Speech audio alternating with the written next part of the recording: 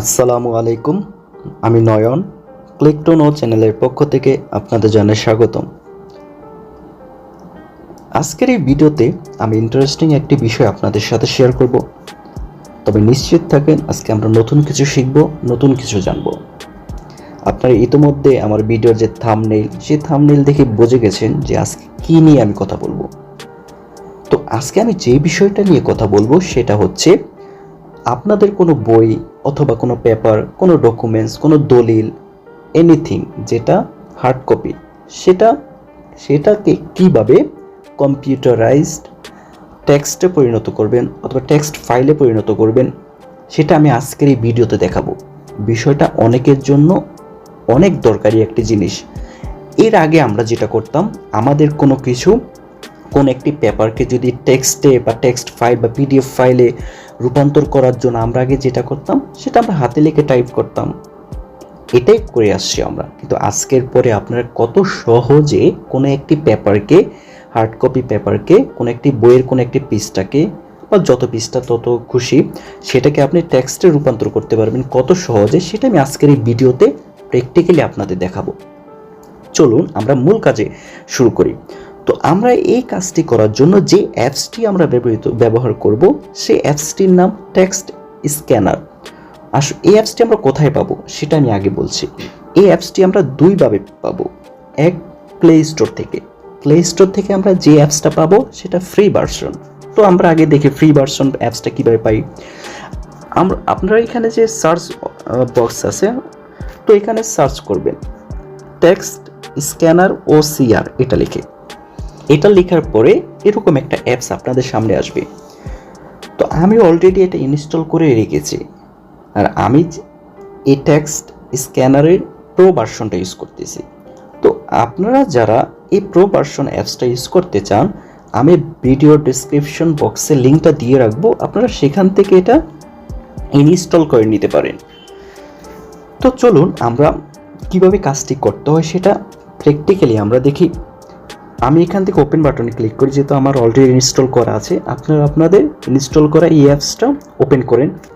তো করার পরে এখানে এরকম একটা ইন্টারফেস আসবে, মানে আমরা যখন ক্যামেরা ওপেন করি যেরকম একটা লুক আসে, এই অ্যাপসটা ওপেন করার সাথে সাথে এরকম একটা লুক আসবে। মানে আপনাকে কোনো ছবি তোলার জন্য ওনারা পারমিশন দিচ্ছে, ছবি তুলতে বলছে। কি ছবি? যে পেপারটাকে আপনি টেক্সটে রূপান্তর করবেন সেটা ছবি এখান থেকে তুলতে হবে আমাদের। আচ্ছা, আমি প্র্যাকটিক্যালি জিনিসটা দেখাচ্ছি।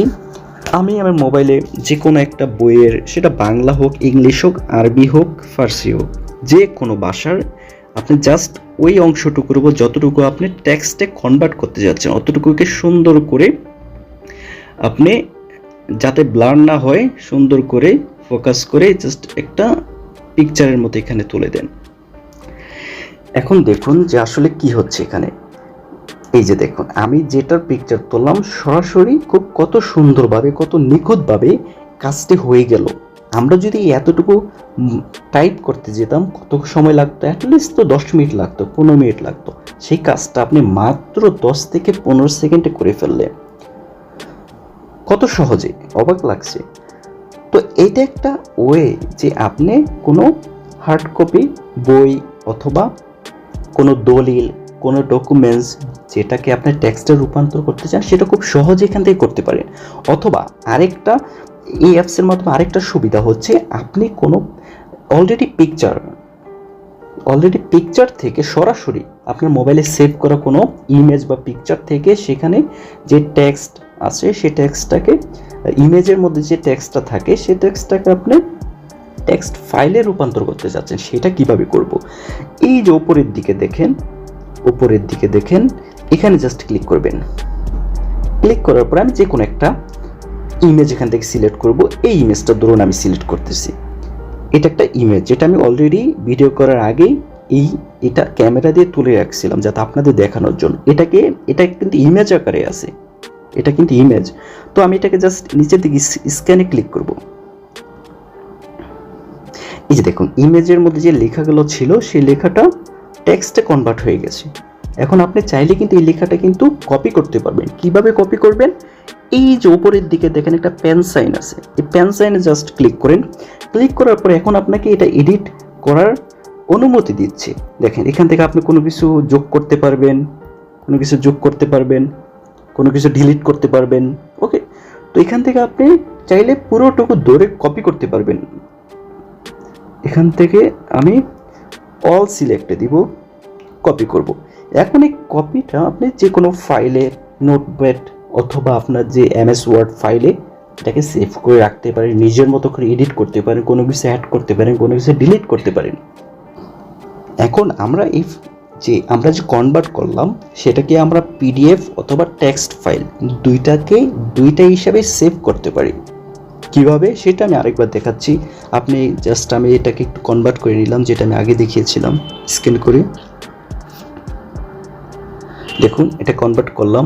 এই যে উপরের দিকে যে একটা সেভ অপশন আছে, যেখানে আমি মাত্র টাচ করলাম, তো এখানে আমি টেক্সট ফাইলে এটাকে কনভার্ট করব, সেভ করতে যাচ্ছি। সেভ অপশনে ক্লিক করব, এখানে সেভ করতে যাচ্ছি। দেখুন সেভ হয়ে গেল। তো সেভ হওয়ার পরে এটা এখানে জমা হয়েছে। দেখুন এই যে দেখুন এখানে সেভ হয়ে গেছে টেক্সট ফাইলে। তো এখন এটাকে আপনি আপনার মতো এটা ইউজ করতে পারবেন। তো বন্ধুরা, কত সহজে একটি গুরুত্বপূর্ণ কাজ আমরা করে ফেলতে পারলাম। তো নেক্সটে আমাদের অন্য কোনো ভিডিওতে দেখা হবে, অন্য কোনো টপিক নিয়ে আমরা শিখব। সেই পর্যন্ত সবাই ভালো থাকবেন, সুস্থ থাকবেন।